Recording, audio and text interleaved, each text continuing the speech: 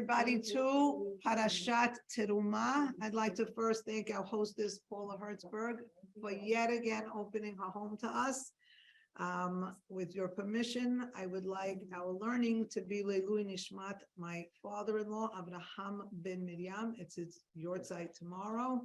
Also for the Refuah Shelema of Harav Menachem ben Chana.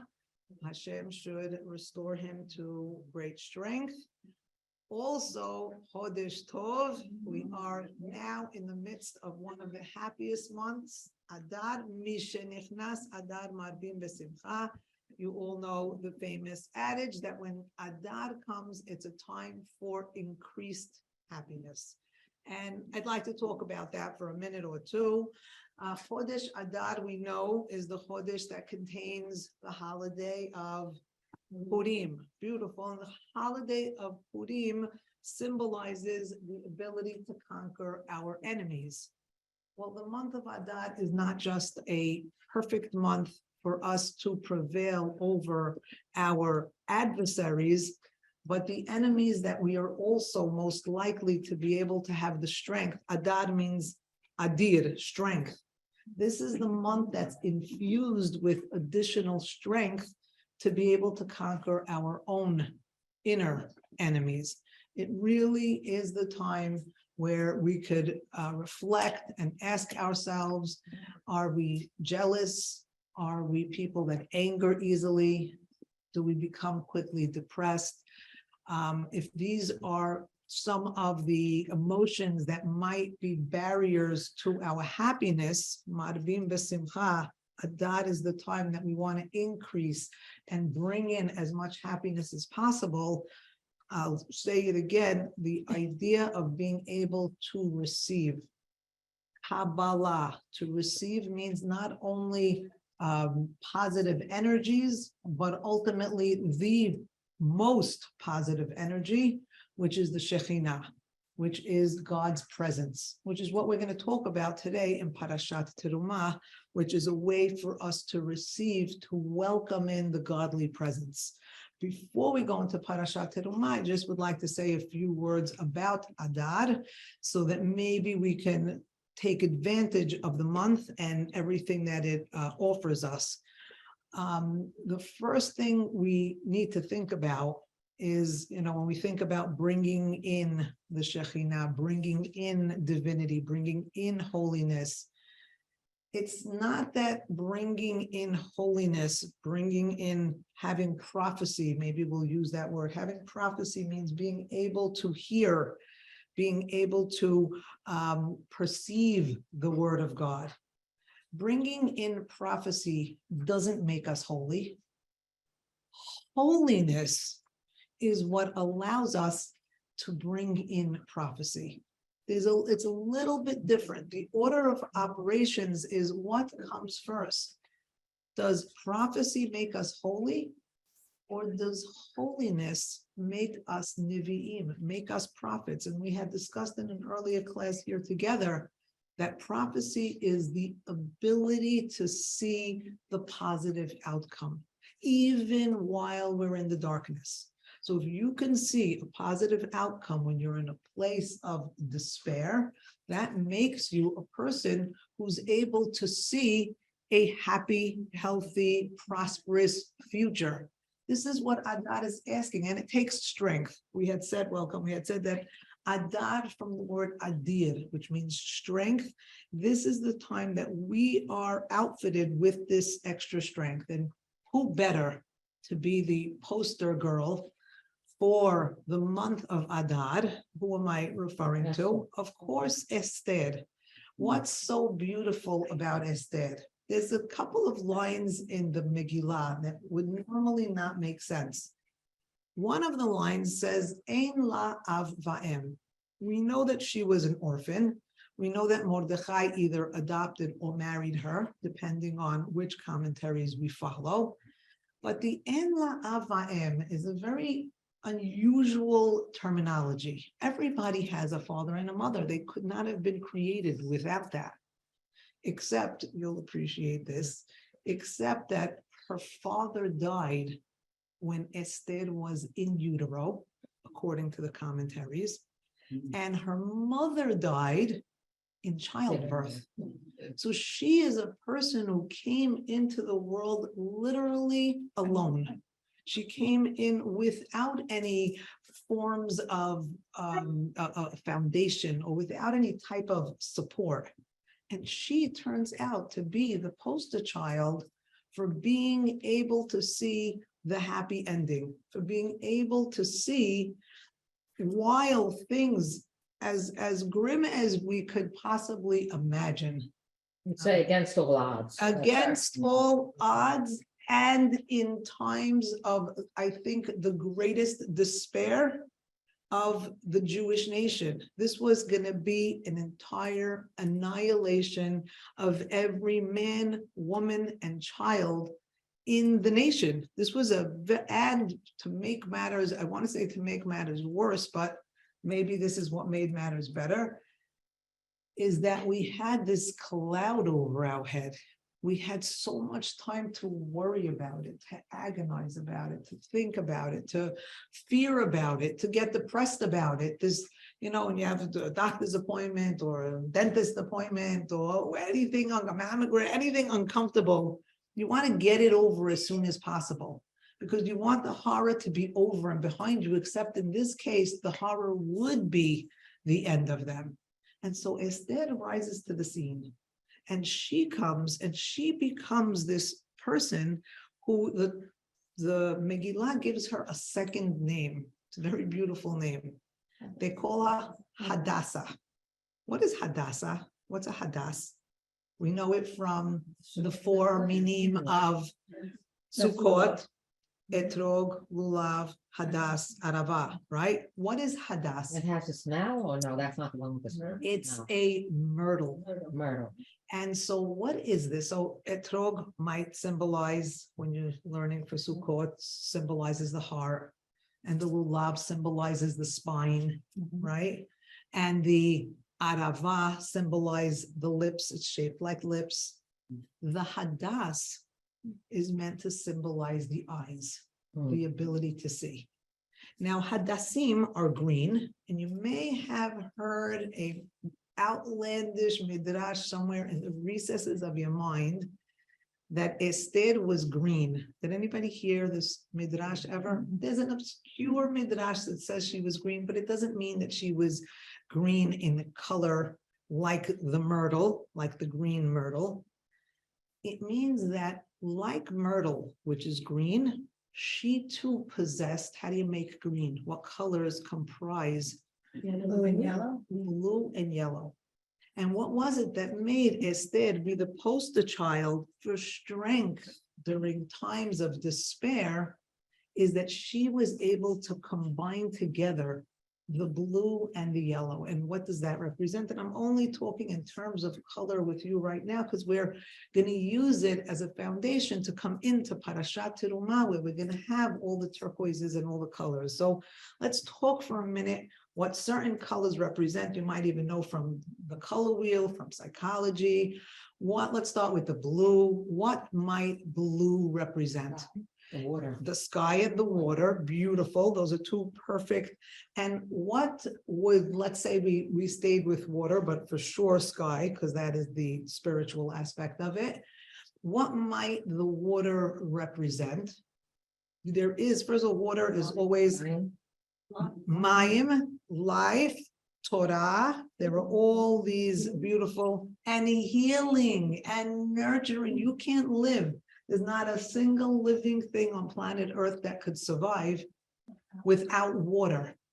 So she's made up, she's comprised of this ability to nurture and this ability to have, at the same time, I'm using the word Torah because Torah and water are very synonymous.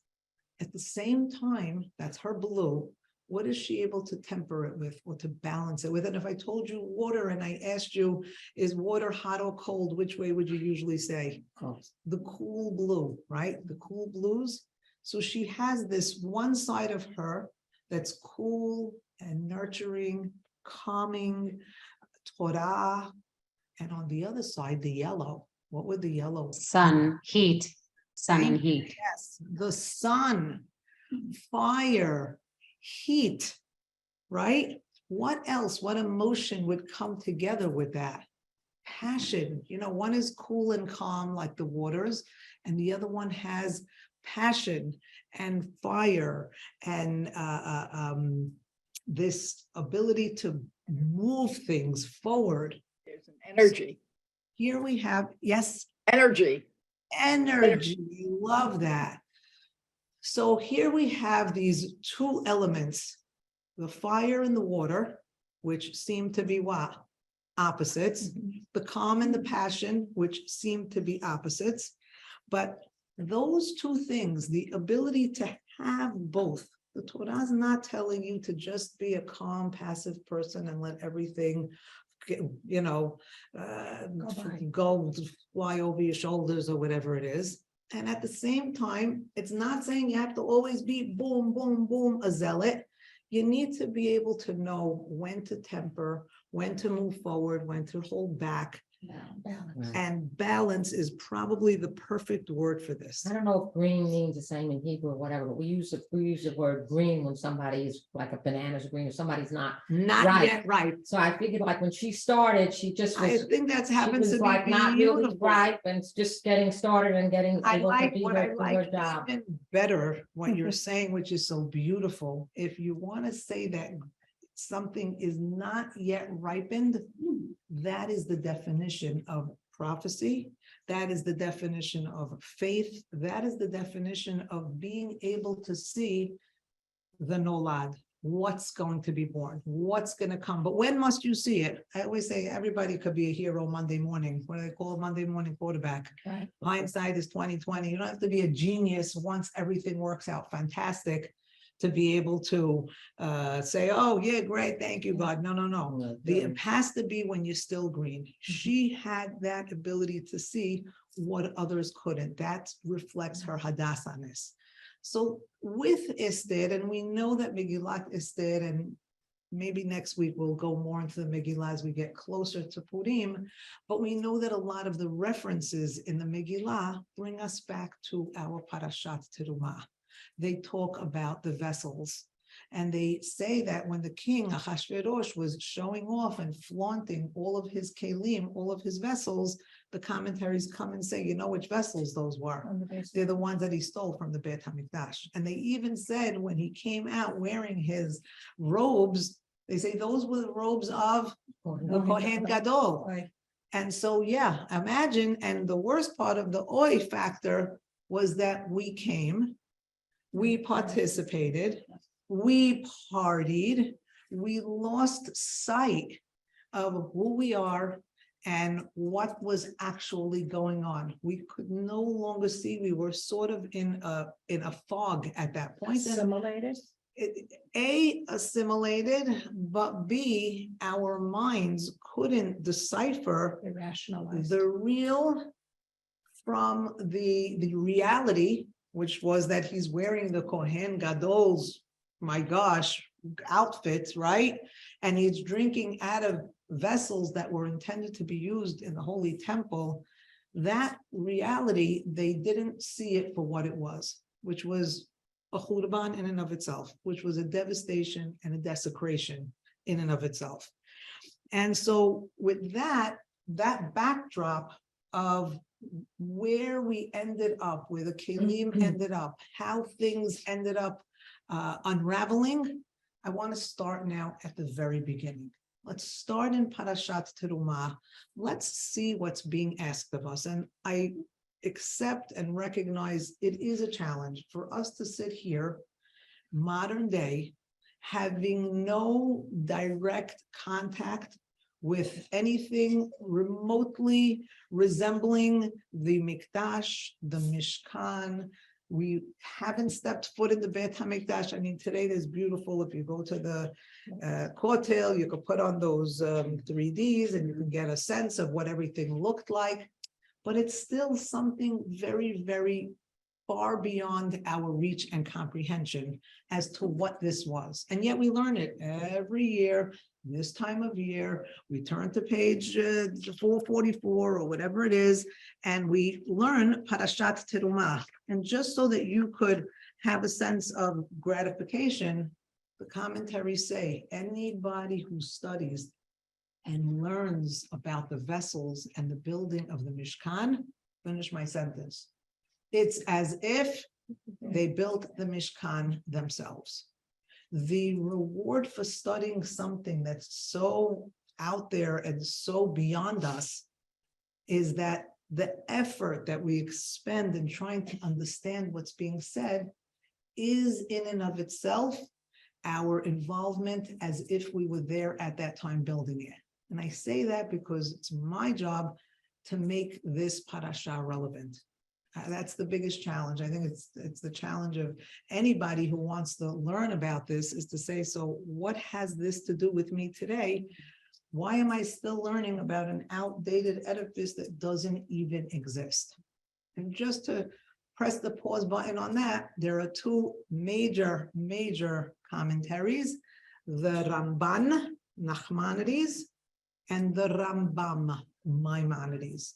Maybe I'll refer to them by their English names because Rambam and Ramban sound so familiar, so similar, that I don't want you to get mixed up about them. But I will say that they each have a completely different approach as to what the function and purpose of the Mishkan was. We'll start with Nachmanides. Nachmanides says, hands down, no questions asked. If you just see Parashat Teruma, you will see it as a perpetuation, a continuation of the voice of God that was heard in Sinai. Nothing to discuss, nothing to talk about. And he goes on and makes his point even stronger. He says, back there on the mountain, it was a little bit hard for the people to be able to absorb, and they were overwhelmed, and they couldn't handle everything that was being told to them. So they did, step back. They did regress. And so here God's saying, I'm going to come to you on your terms, and I'm going to come to you in a way that if you build something, then you'll feel a little bit more in control. It's like being the hostess or being the guest. Maybe as the guest in Har Sinai, where I controlled all of the variables, maybe you felt totally, they say that if you have a guest uninvested, that's a great word. I'm glad you used that word, because it's an etiquette that if you're the hostess, like Paula is, and your guests come and they say, how can I help you? The etiquette is you should find something for them to do, because then, like Debbie says, they'll be invested. They'll feel like part of it. They won't feel like an outsider. They'll feel like part of the home. And this is a little bit along these lines of how God is saying, okay, I realized that I brought the lightning, I brought the thunder, I brought the shofar, I brought the clouds and the fire, I handled everything. I even made the centerpieces, and I had the whole mountain blooming, right? And you couldn't feel like a part of the celebration or a part of the covenant or a part of the experience because you weren't invested. Thank you. That was a very needed word. I didn't have that. So that helps me solidify it a little better.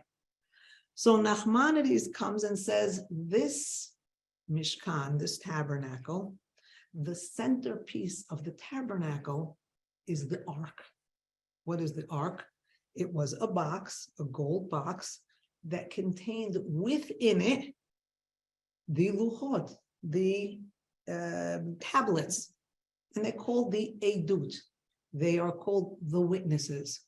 So we're going to take something that was a witness that symbolizes and signifies what was happening on the mountain. We're going to put them in a box, and above this box, we're going to have those cherubs. One day we need to do a PowerPoint so you could have a visual. It's really pretty beautiful. I should add to this, on top of the box, there was a crown. Oh, look, Paula has it right there. You see it on top of that Sefer Torah? on top of that box, there's a crown. That is very similar to the crown.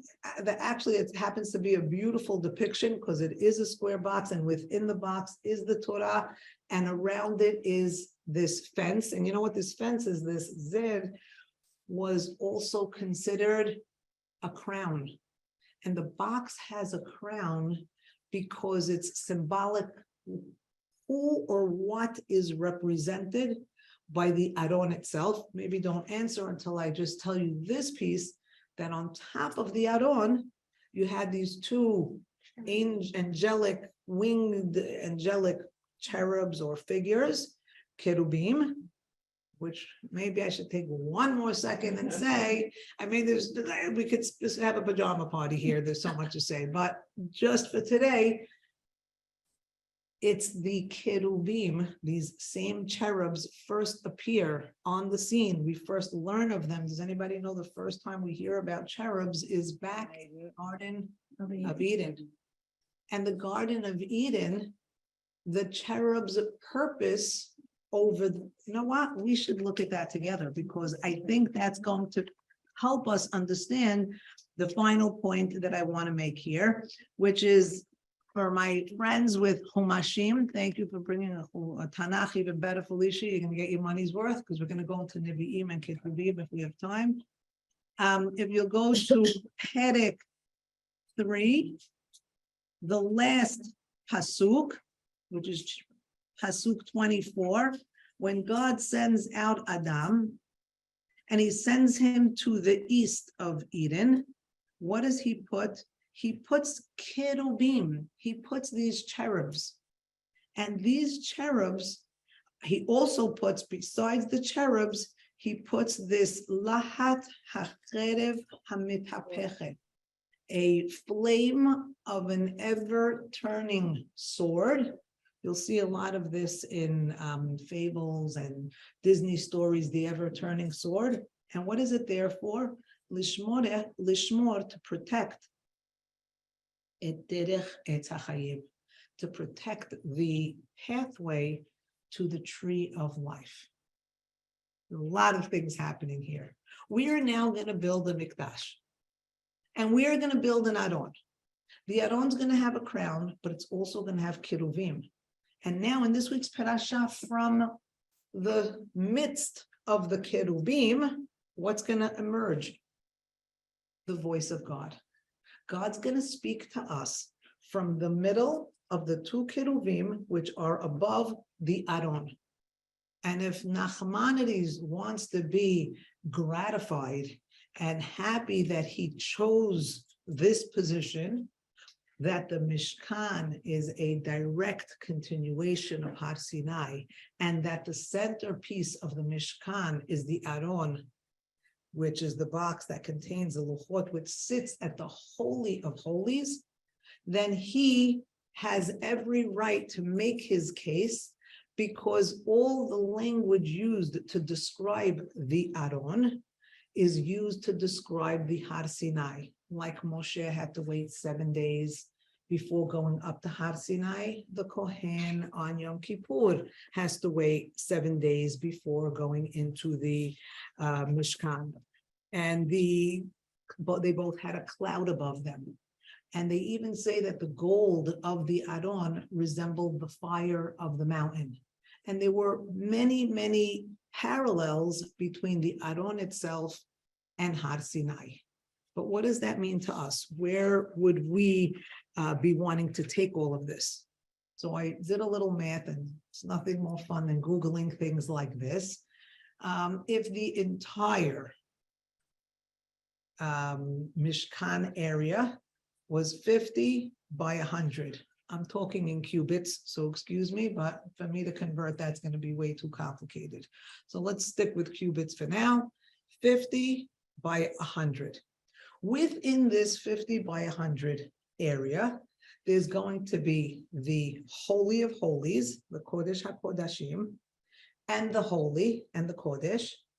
And the rest of it is called the courtyard, which is going to have altar, the Mizbeach HaNechoshet, which is the copper altar, which allows for the daily sacrifices, that anybody who was ritually pure was allowed in that area. Why am I telling you all this? Because the proportion of the Holy of Holies, which was 10 by 10, the proportion of the Holy of Holies was 1% of the entire structure. And then, of course, I went and I Googled, because I had to, what percentage is the heart within the entire body? And they said the heart, an average heart weighs about 3 pounds. Again, and they're going by a person who weighs 150 pounds and whatever, which makes it about a 1.5%. So the heart, which is about 1% weight of a person's total weight, is very close to the proportion of the Holy of Holies. So maybe we could see the Holy of Holies as a representation of intellect, of the mind, of the brain. I'm going to take you much further than this. So just I'm trying to establish the pieces slowly, because the holy, the Kodesh, which was the segue into the Holy of Holies, was double the size. It was the same width, the same 10, but it was 20 in length. And so now, of course, I made a mistake. I don't know what I said the first time. I'm sorry. It's the heart. Right. I did say the heart. Okay, good. So I was pointing to my head and I made that mistake. So rewind everything Excuse for me. Mm-hmm. 1 second. Yes, thank you. So if I'm glad I wrote it down. If the Kodesh HaKodashim, if the Aron, the Testament, the Ark, is resembling of the heart in its proportion, beautifully in its proportion as well, the 20 by 10, which is about double, is the brain. Okay. The brain is about double the heart.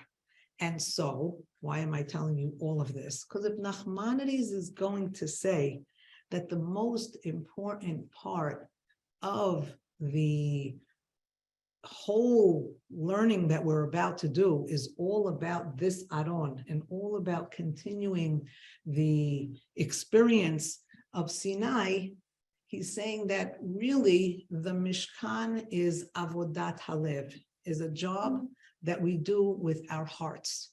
Now that might make a lot of us uncomfortable because we know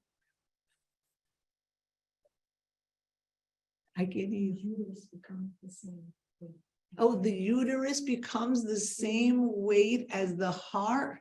Oh, what does that mean? That sounds very exciting. When it's impregnated? It becomes, Your uterus becomes the same weight as your heart. wow, so the uterus, which you would think is the most Gains the blood, physical part, which gains the blood, ultimately becomes the same weight as the heart. Wow, I need time to like ponder that in my own place and time and space. Wow, that was a mind-blowing statement. My friend Felicia is a doula, and she said that the uterus becomes the same weight as your heart. Those two become a huge parallel. And we're gonna possibly incorporate that when we move forward with this, but I want to give you the second side. So if the first side I'm telling you, I think we all got this down pat. We're gonna say that Nachmanides is saying that the ark, thank you, is the main.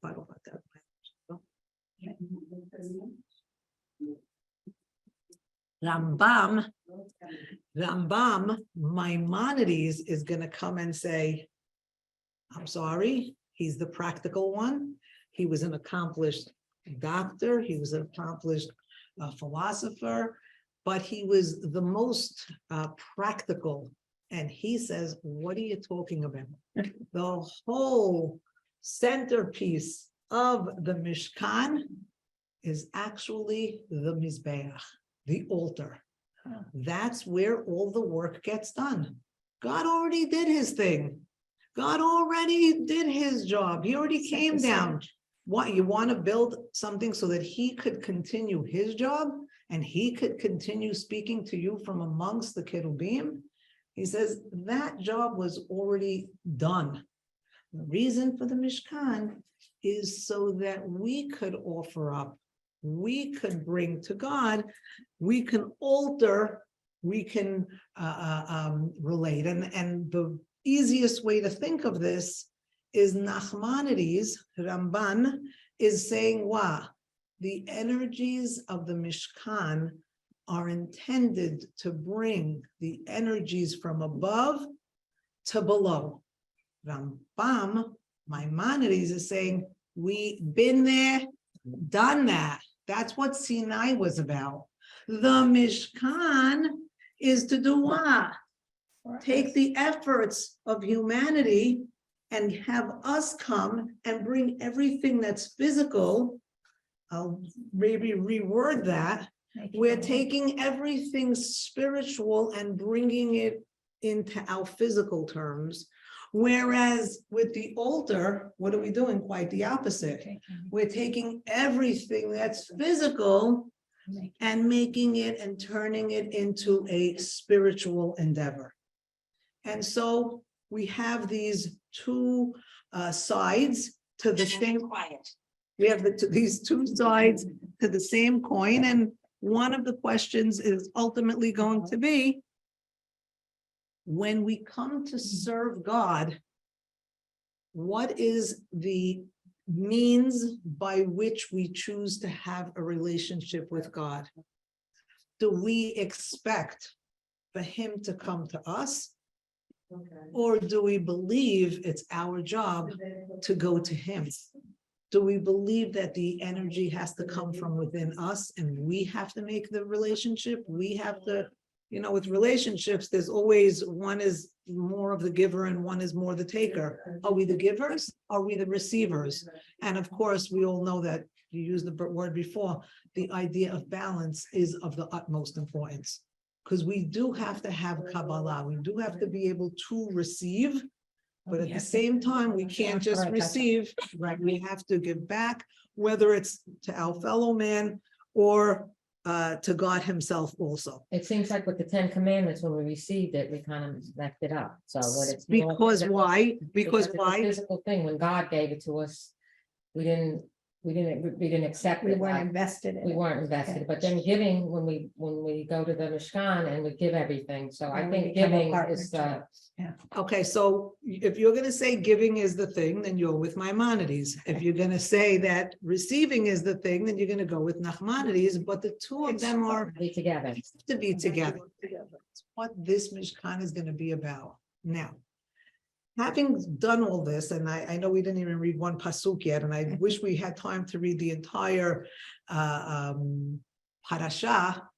I want to point out a couple of things. So let me first, maybe we'll just read a couple of Pesukim just so we sort of wet our feet and immerse ourselves in it.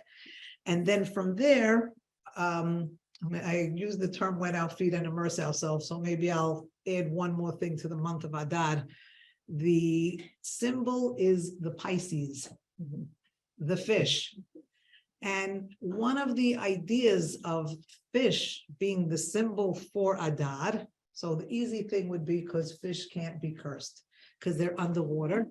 And fish underwater, if you can't see it, you can't curse it, right? Like Bil'am wanted to curse the Jewish people. He said, I need to set eyes on them. So in order for you to curse something, you have to see it. But fish also, they can't survive with just a sip of water. Fish need to be engulfed in water. And if we said with Esther that the blue was the cool, was the water, was Torah, that's the idea for us, for Adar, to be Adir, to be something that brings us strength. We can't just take a sip of Torah. We have to be engulfed, absorbed, and emerged in, engulfed, surrounded with Torah and absorb it completely. So Pisces, this fish idea has two things. One, nobody could harm us, But how and when is it that nobody could harm us is when we're under the water. And under the water means we're surrounded with water, with Torah, we're being nourished with all of this, these healthy nutrients. Okay, so now we're going to go. I'm going to do a couple of, this was just the introduction. So we'll do a couple of Pesukim and then we'll go to a couple of places. So let's start just because it is Parashat Teruma. I am in chapter 25, verse 1. Vaydaber Hashem el Moshe lemor. Hashem speaks to Moshe and he says, speak to Bnei Israel, v'chuli teruma, and they should take for me. I'm going to have to translate the word teruma. It says here a portion. We'll talk about that a little more. Take for me a portion from each kol ish, each man asher yidebenu libo, that his heart will motivate him. Tikhu et terumati. If you don't speak Hebrew, you're probably at an advantage because the Hebrew here is very awkward. First of all, if it's a portion, teruma from the word leharim, something that we lift up, that we bring up, or it could be also considered a gift. One second, sorry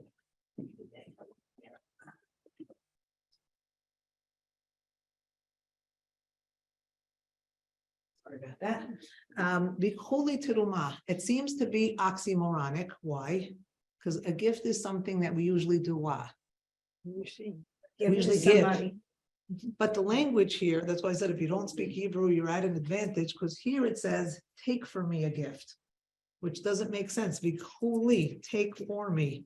So what does that mean to take for me? But maybe if we took the word li and we translated it to mean take me, says God, me with a capital M.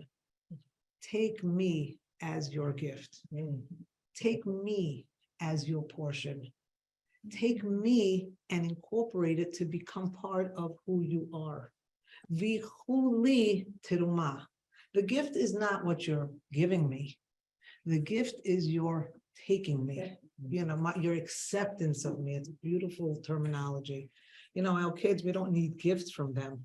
What we really want is for them to accept what we want to impart to them.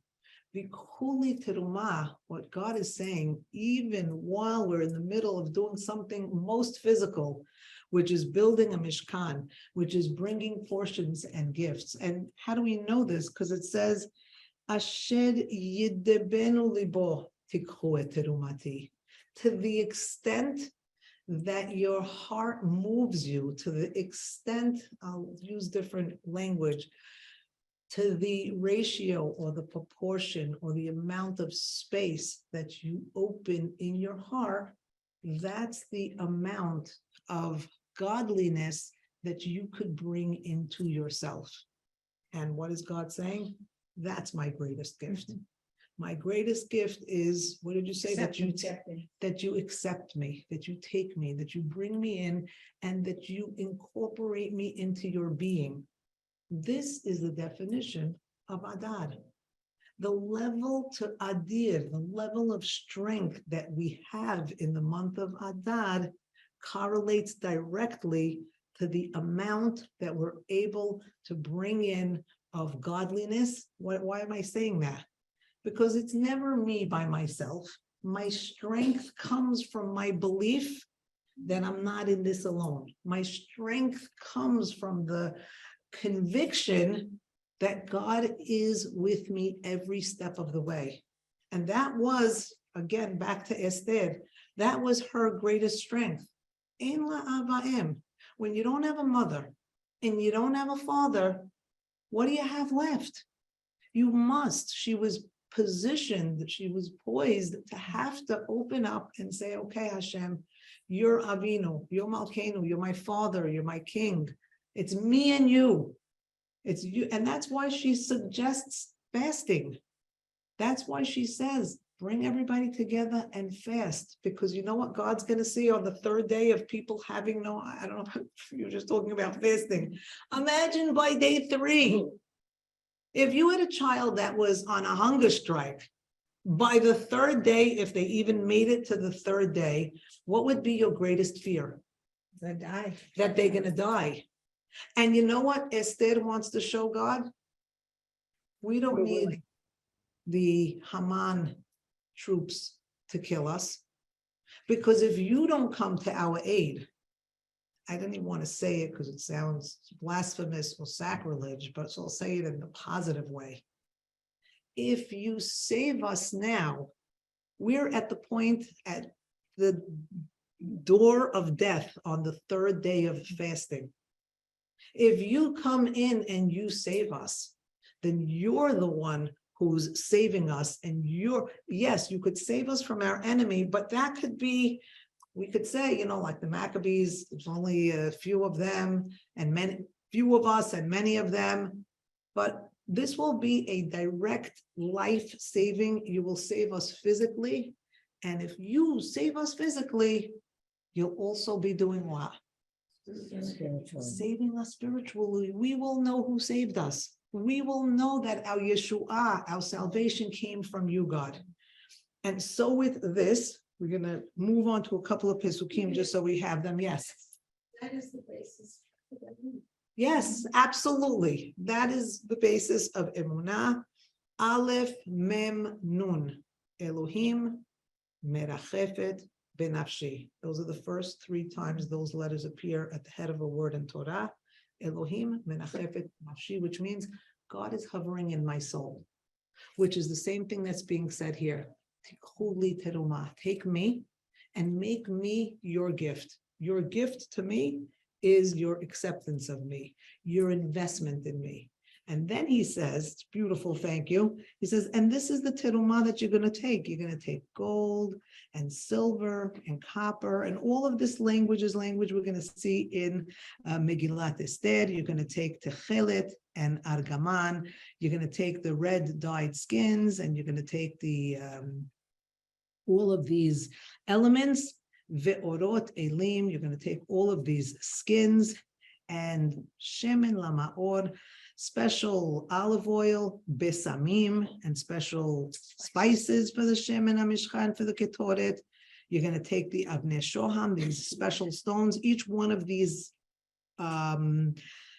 vessels or kelim or elements require a class in and of themselves. But I wanted to just read you those verses so we could get to the one that's most famous. You probably have seen this in many shuls. On top of the Aron, you will see this verse very often, or coming into a shul. Somewhere you will have seen this verse that I'm about to read, which is Ve'asu li mikdash ve'shachanti betocham. Make for me a sanctuary, says God, and I will dwell. It doesn't say I will dwell within it. Ve'shachanti betocham. I will dwell within them. And this is where we have an entire opening to understand that what God is asking, remember I said we need to make it relevant? Yes, we're learning this today, in this day, in this place, in this age, because this still applies. Because God is still saying, make of yourself, if you take yoga, the body is a temple. There are so many different ways for us to envision this idea. But we need to make of ourselves a place and a space where the divine, where the Shekhinah, the word Shekhinah, Shochen, you know what a Shekhinah is? You know what a Shachen is? A neighbor, a neighbor. You want God to literally be your neighbor. You want him to be the person that's always literally right next to you. And one interesting thing, and I think we're going to spend the rest of our time on this because I found it very fascinating. I started to write down all of because I was going to give you a quick cliff notes of everything that happens in this week's Parashat. And I'm going to rattle them off to you. And I was going to say that first they tell us to build the Aron, and then the Shulchan, and then the Menorah, and then the curtains and the sockets. And I started making a whole list of the things. And as I was making this list, of course, most of the commentaries noticed that the Mishkan is going to be built from the inside out. First, we're going to make the Aron, And then we're gonna make the box, and then we're gonna make the curtains, and then we're gonna make everything outside. So everything's being built from the inside out, which is great for us because that's how we build ourselves.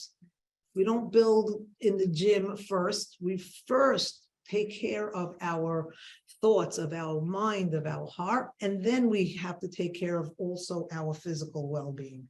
So it's from the inside, the healing, because you could be the strongest person in the world, but if your head's not on straight or your heart's not in the right place, you will be the weakest person in the world. So strength, again, adad, strength comes from the inside out, the way we build the Mishkan. But as I was writing all this and I was making my little diagrams and I'm so happy with myself, I put in the gold incense altar and I said, hey, wait a minute. Where is the gold incense offering? No, really. So I went through it again. I figured it was already late at night. I said, I'll probably, one eye open, I missed it. There's no incense altar. The Mizbeach HaZahav, let's talk about what this is for a minute. There are 3 vessels in what's called the Holy. So without a PowerPoint and depictions, you'll just have to use your imagination. We said the Holy of Holies. In front of the Holy of Holies are 3 things. A menorah, a showtable, that's a menorah that you know, a lechem hapanim, the showbread. There was 12 loaves of bread every day put on there. And in the center of those 2, which was also directly in front of the Aron, was this golden altar. And the golden altar also had a little crown around it. It had this, it represented nobility. Anything that has a crown, like the Torah has a crown, represented that this was, and it was in the holy. So only the Kohanim and the Leviim could go in there, and it was closed by a curtain. So the people couldn't really even see it. It was covered with a parot, well, there was a parofet, which is a cloth partition between the holy and these 3 things: the showbread, the incense altar, and the menorah. Let's talk about these 3 things first, and then we're going to ask why not mention, why is it missing? It's the centerpiece of the holy, and it's directly across from the Kodesh HaKodashim, which holds the tabernacle, which is from where God speaks to the people. So it's like a major piece to not be included here in Parashat Teruma. So let's talk about the other 2 first so that we could get to this one. If we say that the Shulchan, which was positioned to the north, the whole, however you're picturing the temple, you have to sort of pivot, but forget that for now. I'm not going to give you directions without having a picture in front of you. Let's just say simply to one side is the Shulchan. The Shulchan is the table that had the 12 loaves of bread. Right. What might you think a table with 12 loaves of bread would represent?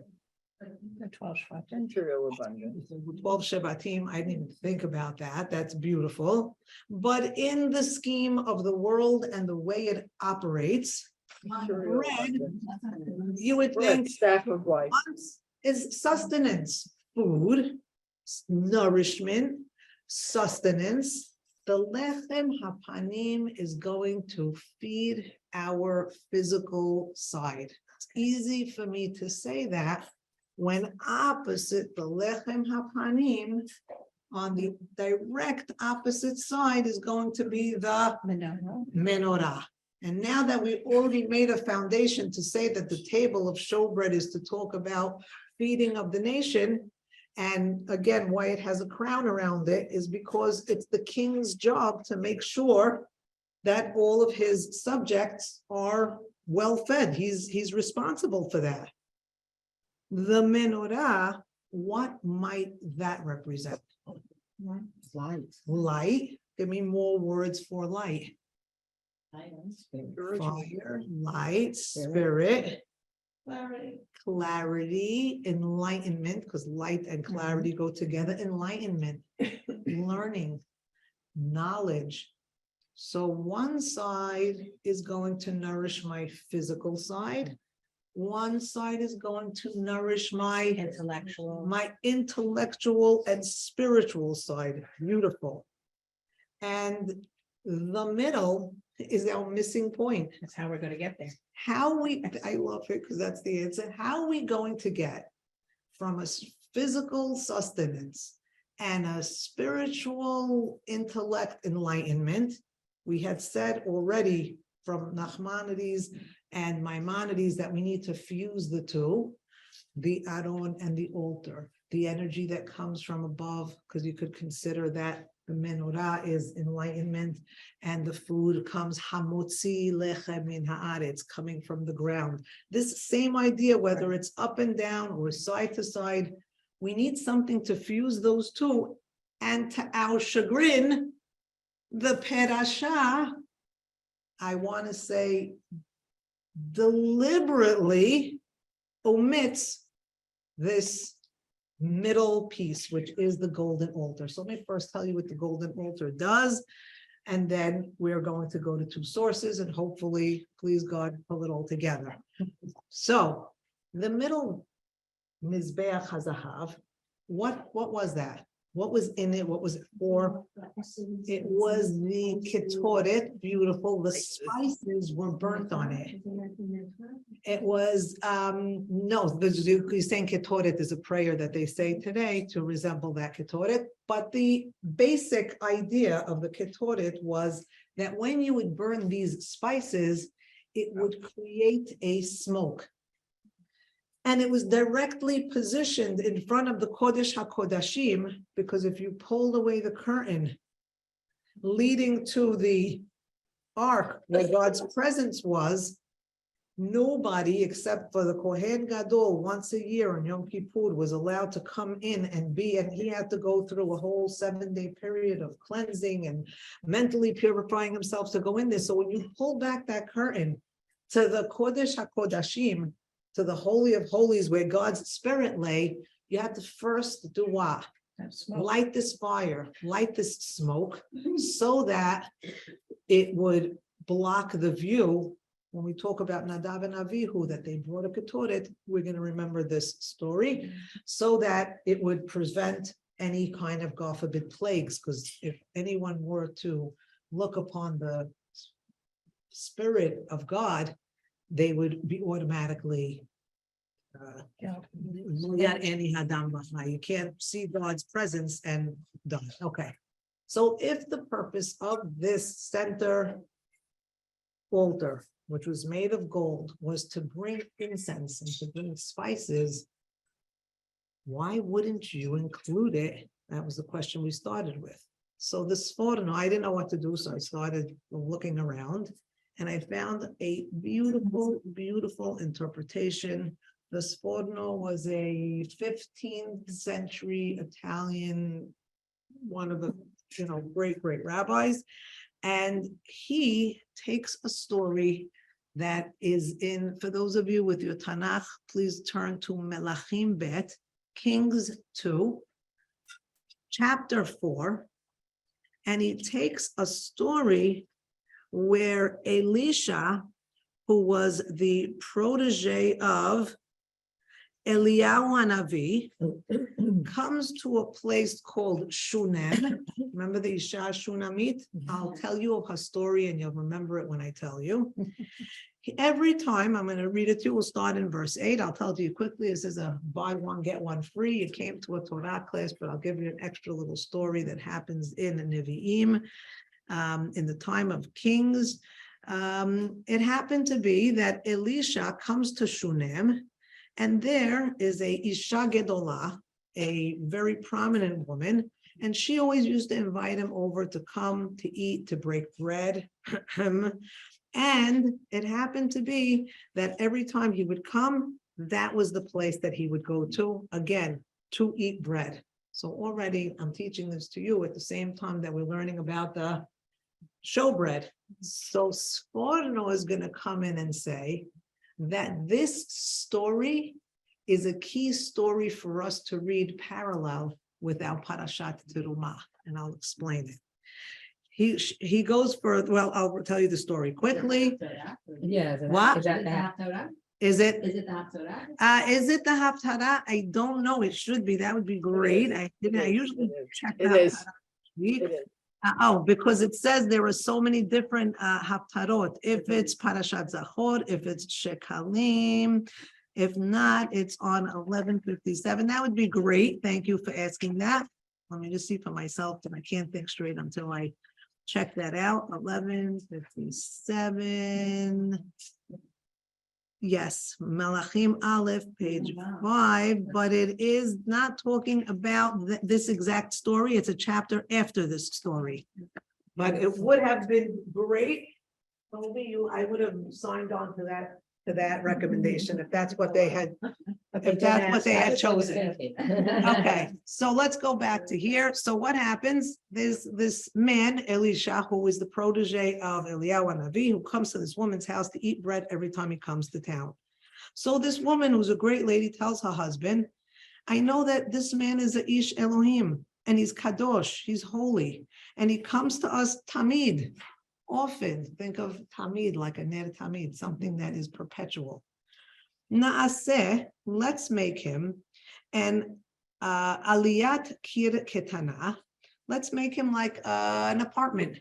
Let's make him a guest house, right? And there we will put a bed, a table, a chair, and a menorah. And Sforno comes and takes these four things, the bed, the table, the chair, and the menorah. And he says that what the lady was suggesting was that since this is a man of God, we're bringing God into our home. Let us make our home resemble a home in which God dwells, which is the Mishkan, and the purpose of the Mishkan to make a home for God to dwell. And Sforno, and all of his genius, goes further, and this is what I loved about it. And he said that the two easy ones, will take those off the table. The shulchan could represent the showbread. We said that. So what is the Sforno's idea? First of all, is that your home Little Mishkan. is a little mishkan. That we've always heard, right? Your table is like a mizbeach. We've heard a lot of that before. But Sforno's taking it one further, because this is an Ish HaElohim. This is a man of God. And I didn't tell you the rest of the story, but you'll go crazy. I hope we have enough time. I have 3 minutes. Let me talk fast. If we take the shulchan off the table, literally, and we take the menorah, which is the lamp, and we could easily, you don't have to be rocket scientists. We know that the menorah would represent our menorah. Then he says, the mitah, the bed, and this is where it gets a little maybe Kabbalistic or not. He says the mitah is reminiscent of the Kodesh HaKodashim. They say that the place, like the two Keruvim, when they're at peace with each other, there's a lot of stuff that surrounds it, but we'll just say that that's the place where covenants are formed, where unions are made, where relationships are had, where we commune with God, where God comes, the physical and the spiritual meet. So we could buy that that's the bed. But what is the kiseh? We have a chair. We have a chair left. And he's saying you may not have included the mizbeach here, but the story of Elisha is going to tell us that the mizbeach is parallel to the kiseh, the chair that's in the furniture. If I'm losing you, I'll make it easier. The chair, the furniture chair, and the golden incense altar are one and the same. And why is that? He said, first of all, the chair and the bed are opposite each other. The bed is the Aron and the chair is the golden incense, right? Those two are opposite each other. The chair is the place, if you want to imagine, if somebody were to come to Elisha, what would be taking place over there? the person would be telling Elisha either their problems or what they need, or please pray for me. And the chair, the seat, the kiseh, we've heard the terms of kiseh before. That seat is actually the place from which what happens, which prayer emanates. The ketoret, like prayer, is what? Is ephemeral? Ephemeral. The ketoret, this spice, this fragrance, this smoke that comes out is something intangible. It's something that comes from below and it flows up to above. It's like that smoke. I am saying it's like a prayer. And maybe because it's already time, I'm going to pull it all together and say this. What I wish, if you have time to read the rest of the story, this is the story where the servant of Elisha says, what could we do for this girl, for this woman? She doesn't have a child. And Elisha prays, and she's very old, like Sarah, but she still has a child. And the child goes up one day, goes to the field, complains, Roshi, Roshi, my head is hurting. And he kaputnik. He dies, they bring him, they lie him on the bed. And this is the mouth-to-mouth resuscitation where Elisha is able to revive the dead. And I'm only telling you the story in a quick way like this because I would like to say that all of that happens in his room. He says, take the boy and put him on my bed. And what is Elisha saying? And what is Sforno saying? And what is the story saying? That in the physical world, even Techiyat Hametim, even a revival, it wasn't just that he didn't have pulse or just that he saw the great white light, as he was pronounced dead. And Elisha is coming to say, put him on my bed, put him in this place, because the Mishkan and his room, which are one and the same, are coming to tell us that the physical world doesn't have the constraints that we believe it to have.